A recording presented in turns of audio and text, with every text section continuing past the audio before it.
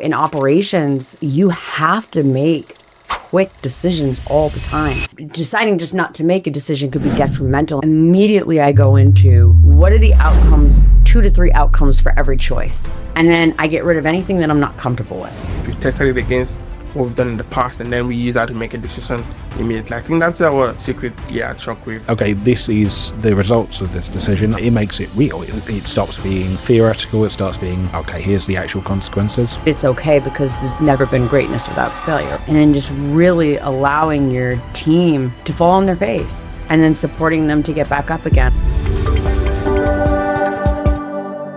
What's up, everybody? Welcome back to Special Ops Podcast. If you watched last week, you know I'm with my guys, Saka and Richard. I'm so freaking excited. We're here in London, team building, rolling up our sleeves, making some plans, getting a little dirty, having a great time, and really just spending time together. I love that Saka's fixing the spelling on his name in our brief as we're rolling. Okay, so today we're going to be talking about decision making. We're calling this the decision room. And this is something that we've been asked actually a lot. At least I get asked this a lot. Perry Belcher's asked me, Jason Fladlin's asked me, Cosim's asked me, Mario's asked me. I've been asked this question a lot. How do you make decisions and how do you make them so quickly? And so in operations, you have to make quick decisions all the time. And deciding just not to make a decision could be detrimental. And that's what a lot of visionary entrepreneurs like to do. I'm not going to think about it. It'll go away. It doesn't go away. And so Richard, Saka, and I wanted to sit down and talk through how, as an operations team, as the COO, as a chief marketing officer, and as the director of marketing operations, how we are making decisions that need to be made quickly, when it's appropriate to make the decision on their own, when it's appropriate to take it to me, when it's appropriate for me to take it to the client, and just how we do that. Decision making isn't just about having more data or clearer answers. There are a lot of factors that go into it. Data is very important in the process, but there are other factors as well. Today I'm sitting down once more with Richard and Saka, two of Shockwave's ever reliable operators who make decisions on my behalf all the time. We're going to unpack the real conversations behind key decisions we've made and how we made them. This is a behind the scenes look at how high stake decisions actually get made inside a fast moving company who call the shots when speed wins over certainty, and how leadership handles disagreement and working dynamics that either move things forward or blow them up. Guys, we're in London town. Mostly because I love Ed Sheeran. Okay, let's get started. I love this conversation. Probably not going to follow the brief very much because I just have so many things going through my mind. I want each of us just to kind of briefly walk through what our decision-making process is. I'll go first just so that you kind of understand what I'm looking for. Generally speaking, there are a lot of times that I get a phone call and I have to make a very quick decision. And that decision could affect people's lives, laying people off, etc. That decision could affect someone's ability to pay for their house, could affect millions of dollars to a business, could shut down a business, could be a legal decision on suing someone or responding to a lawsuit. There's a lot. This is why I say all the time, don't ask me to make a decision on what's for dinner. There's a lot that gets put on us as operators, because it's just easier to say, go figure out how to do it. And then it's also going to be your fault when it's wrong. And we deal and have dealt with that quite a bit. So for me, my decision-making process looks like this. Immediately I go into what are the outcomes that I could have based off the choices that I have. And so generally there's 2 to 3 outcomes for every choice. And then I get rid of anything that I'm not comfortable with. If the outcome is going to create something that I don't feel comfortable with, I could go to jail, I could get fined more money than what I have, anything like that. Or the client, that goes out the window. And then I hyper-focus on which one has the most probability to the outcome that I most desire. Most of the time, the probability is so far from what I desire, but if I need to get the closest that I can so I can try and create that situation. And then a lot of times I will stress test that very quickly. There have been times that I've called you. There have been times that I've called you. There's been times that I called the whole team together to try and let me get your thoughts on this, or to get data, to get some This is what I think is going on. What do you think is going on? What have you seen? What do you know? But sometimes like those things have to happen in 15, 20 minutes. And so that's my process. So I'll start with Richard. I'd love to hear yours. Sure. I think decision making, one of the biggest challenges when someone starts making the big decision for the first time is to make them tangible. You weigh up very much what is actually going to happen, as you said, like what the actual consequences could be.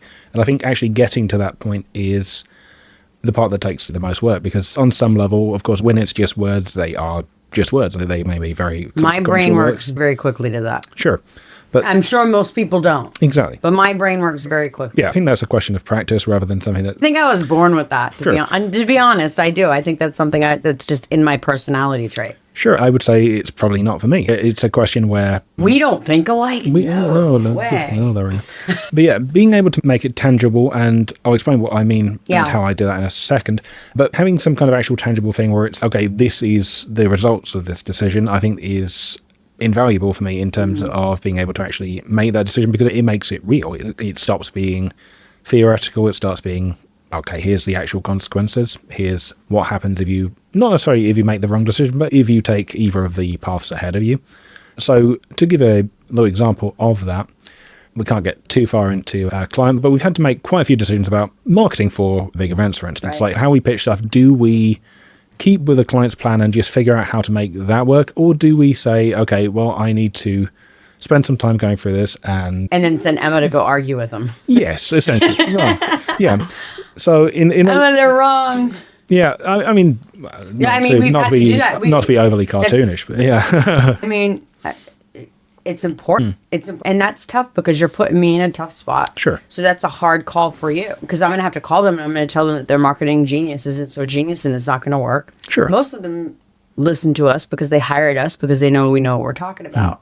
Yeah, I get it. Sure. But just to actually take that from being the theoretical to the tangible, I like to think through and plan out actually what needs to be done to make this happen. When I'm making one of those decisions, when I'm coming to you for any of those decisions, I typically have everything more or less laid out, not necessarily written out. I've been writing it out more as we've seen, but I know what comes next if there's a question about, okay, so let's say I take your advice.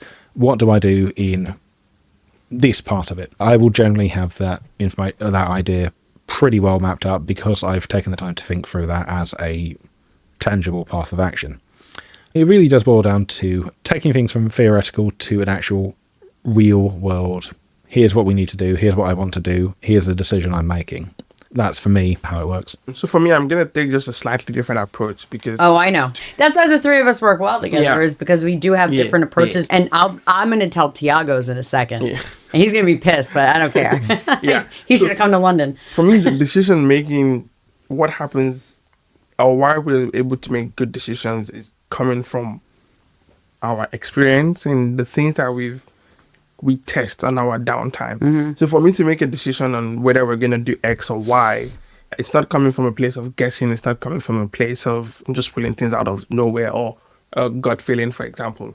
It's all based on the things that I've tested in the past, and it's about how we keep ourselves informed. You read a lot. We're testing out new platforms every other week, not necessarily because we want to make use of them, but because we are able to know the pros and cons of every single thing.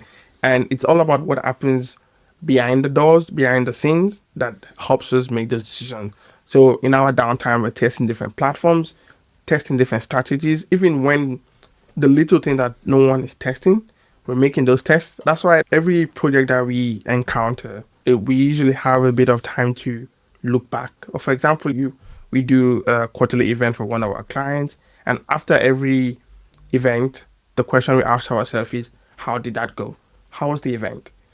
What did you learn from it? We're never happy. Everybody's always happy. We're never happy with ourselves. We're always like, we could have done better. That's what's going to help us make the decision the next time. Because even if it went amazingly well, we don't talk about the 90,000 things that went perfect. We talk about the one little thing that wasn't exactly what we thought it was going to be. And that's the conversation that helps us make decisions the next time. Because even if it's something that no one really noticed, but we noticed it, it's going to help us avoid if it ever comes up. And if it doesn't, even though if it's not a problem right away, we've discussed about it, we know what to do if that ever happens. And so when someone calls us and say, hey, I have this problem, guess what? We've actually discussed about this and we've thought through it. We didn't think through it just so we can use it right away. Now we know we've thought about it. We've tested it against what we've done in the past, and then we use that to make a decision immediately. I think that's our secret at Shockwave. We talk through things. We actually have conversations. And during those conversations, we're dropping nuggets here and there that the next time it comes up, like, hey, we actually talked about this last week. It was a whole different context, but you can take the context from this and apply it to this, and then it helps us make that split-second decision. So I think that's, all of us as a team, that's the secret. That's what we do. That's how we do it. One of the things that I really love about our situation at Shockwave is we have not only our team, we've got some really good clients that are really smart. I actually, last night, I called Perry Belcher about some things that we're doing in our company, in our business, and ran past him. He pays me to run his businesses, not for him to give me advice. But I just was like, hey, I'd love to get your thoughts on this. And what was I on the phone with him for about a half hour, 45 minutes? I'm saying a lot more than that. Was it a lot more than that? I don't know. I was drinking in the back. You had a couple of different conversations. Yeah, I'm talking about specifically for our stuff. But yeah, it's beautiful. But then the other side of it is, before I got on with Perry, I'd called Yada Golden, who's a fellow member in Driven Mastermind, and having a mastermind family to also go into and be able to say, when we are really stuck at the what is going to happen, our network has been so valuable to us. I almost feel like we couldn't put a dollar amount what they've been worth to us. You can go into a Slack channel and say, has anyone ever seen this before? If I do this, because remember, my mind's going, what is the outcome going to be for each thing that I do, and what gets me the closest to what I want for an outcome? And so if I can go in a Slack channel and say, hey, what happens if I do this? Because I've experienced a lot. I have a lot of experience. Because of what we do and because of the clients that we serve, we're able to see so much more than someone who worked for the same company for 20 years as a COO, or even someone who's been a COO of 4 different companies. We've been the COO of over 35 companies, 40 companies. So we've seen a lot, but no one's seen everything. And so being able to go into that Driven Slack channel and having a mastermind home and a mastermind family where you can be like, hey guys, this is what I'm experiencing. What will happen if? And so last night I messaged Yada Golden. For those of you that don't know her, she's phenomenal. She's an amazing copywriter and marketer, and she's known for her storytelling. And I called her and I was just like, I don't know about this thing. And it was really funny because how many times have you heard me say, test it? Why on earth are you asking this question? Just test it. And she just kind of laughed at me and she's like, I'm going to test it. But being able to reach out to your network in order to make decisions is also really important. Ryan Poteet, who does a spinoff of this show with me, Ryan Poteet and I on Fridays drop a podcast called Marketing on Trial. And it's all about operations and legal within the direct response e-commerce and online sellers community. And being able to call that man and say, what happens if, and having this is what I've seen happen to other clients, and having that kind of, oh, okay, now I know. I'd love to talk about when you guys, because we're all at a different level of our career and our title and our allowed responsibility, right? And there's a lot of responsibility that we take on, but making decisions on someone else's behalf has lines that can be crossed. And I think we do a pretty good job of not crossing those lines. So I'd like to start with you this time, Saka. What are some of the parameters that you use to know whether you feel comfortable making a decision and not even telling anybody, or you need to come talk to me or a client? Yeah, so for me, I think it's weighing the cost of making a mistake. How detrimental is that mistake into the grand scheme of things and within my role? So I'm in charge of setting tasks, and that's very clear. And I should be 100% able to make decisions on that. However, when that decision I'm about to make is pulling in or stepping the boundaries, we have very set boundaries. And I know, and me as the person that I am, I know where the boundaries lie. And I just look at the potential mistakes that can happen and having that second pair of eyes on this. It's not a small decision. I need to have my scale well set up where I know, hey, this is a very high level decision.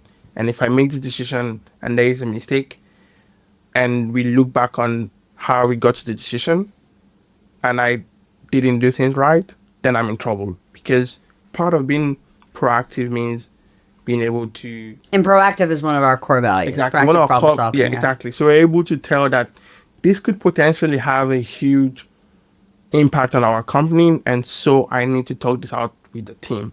And because of how we've set up our team, there's so many opportunities to actually talk things out. Yeah. There's no reason to not have had a quick 5-minute discussion. We meet in 30 minutes every day. We have a 1 hour, 30-minute breaker every Thursday where we bring out the red flags and talk about it. There's no reason. We've set up Shockwave in a way that there's no reason for you to make a decision if you're unsure of the potential outcome. So for me, that's how I come back to the way we set up Shockwave, and I think it's a way that every other person should set up their company, in a way that people are not scared to have a quick 5-minute discussion, but at the same time, it's set up in a way where you're also giving them that freedom to make a decision. You've trained me in a way that I know when to call you on things and when to not call you. So something as simple as social media, choice of pictures. Of course, I'm not gonna call you for that. But when when it's gonna make a huge mistake on either the client or us personally, I might have to get face to face with the client and explain your actions. Exactly. Yeah, and that's fair. 5 minutes conversation. It's just being able to make that judgment call. Again, it's a decision, but we've set up Shockwave in a way that it's not a burden on you. And we're meeting every day. So there's absolutely no reason why we can't have a quick 5 minutes to say, hey, just a quick thing, I have this question. And again, being able to articulate myself and be able to just give it to you straight. Yeah. This is part of the thing that word salads are not my favorite. Yeah. So when we bring on people, it's training them to a point where you can explain everything that you're having issues with in a very quick line, and then we're able to just dissect it and take it from there. So that's my take on that. Awesome. To some degree, it comes down to my level of certainty. Like, certainty and expertise. Like, is this something where I am the right person to be making the call? Like, for Facebook ads, for instance, I'm usually going to be the right person to make the call. 99.9%. Absolutely. I agree. And then that 1% is the... 0.1% is the X factor, essentially, where it definitely needs discussion. But for something a lot more, let's say, email or general marketing strategy, I think that's probably the better example. For general marketing strategy, that's a lot more, hey, this is something where we definitely need to talk this out. It's a combination of, am I completely certain of the path here? Am I the right person to be certain of that path? If not, then we definitely 100% need to discuss. When I'm making decisions, I'm usually, or pretty much always saying, okay, this is what I'm doing, this is why I'm doing it. When it's a discussion about, hey, I want to take this path, I think these are the reasons why I want to take this path, it's a slightly different way to go about it. But for me, it comes down to certainty, expertise. Is this the right course? Am I the right person to be deciding the course here? Yeah. If not, we need to be talking about it, because I'm pretty sure I have the right answer, but I want to... Yeah, make sure you get sign off on it, because it's going to affect somebody else. It makes sense. For me, if I've weighed the options and I can get pretty close to the outcome that I want, then I don't really feel the need. I'm a COO. I'm not really, I feel pretty comfortable living in that. If I feel like there is no good outcome, I'll still make the decision, but at least let them know, if that makes sense. Hey, I can course correct if you need me to, but this is what I decided to do. This is what's going on. Nothing for you to do. I just wanted to let you know, because I don't think there is a great outcome. And then the other time that I always make sure I let them know is, this is a gut decision. I have no experience in this particular thing. I've reached out to everyone I could think of. It's just a really nuanced type of thing. And it's a decision between fucked and more fucked. And that happens a lot. So for me, it isn't even about like, here, you make the decision. It's just about, I need to let you know. And then if you don't agree, because it's going to affect you, and it's usually a client, right? Because it's going to affect you. And I've even done this with you guys. Hey, this is the decision I'm making for the business, whether it be our business or someone else's. This is going to affect you if I'm wrong, because you're going to work this weekend. That really sucks. By the way, if you think that I'm wrong, let's talk about it. But I think the other thing that I really love at Shockwave, and for the businesses that we oversee, people certainly get bitched at for not moving, not doing. I can't think of a time where someone made a decision where they got in trouble for making the wrong one. You shouldn't have made that decision. Next time you need to come to me, or that wasn't in your wheelhouse, or that was wrong. Let's walk through what we could have or should have done differently. But everybody makes choices that are going to be really great. You've made a ton of money for people making decisions on their behalf, and then you've lost money. Sure, absolutely. Made way more than you've lost. Yeah. So you've earned the right to make those decisions. And I don't think there's a client we have that doesn't know that and trust you emphatically because of it, because you're not always going to win. But I think that's something that's really important to put into your language when you're talking to your staff. Is it is okay to fail. It is okay to be wrong. We need to make qualified decisions because we thought, if you screw up, I'm going to want to know how you thought about this so that I can understand how to course correct. But it's okay because there's never been greatness without failure. And then just really allowing your team to fall on their face and then supporting them to get back up again. I think it's just phenomenal. But when we're business owners and we're frozen because decisions are too hard or it doesn't feel good, find someone who's really comfortable. I'm really comfortable in making decisions. Find someone who's comfortable in making decisions and either have them work with you or for you or make friends with them or do something so you can call them for advice. Okay, this was another episode of Special Ops Podcast. Isn't it cool? Richard and Saka, same place as me. Gosh, I wish we all lived closer. Anyway, thank you so much for joining Special Ops Podcast. Please make sure to like and subscribe if you liked what we were talking about today. In our Visionary Vault, Saka and Richard are going to co-write a little brief on the best way to implement what we've talked about today in your business, how you can empower your staff to make decisions on your behalf and how you can make sure that doesn't get out of control. So www.specialopspodcast.com and sign up for our free Visionary Vault. We never try and sell you anything. We have tons of stuff in there that can really help you explode and excel and create operational excellence within your direct response online or e-commerce business. See you next time.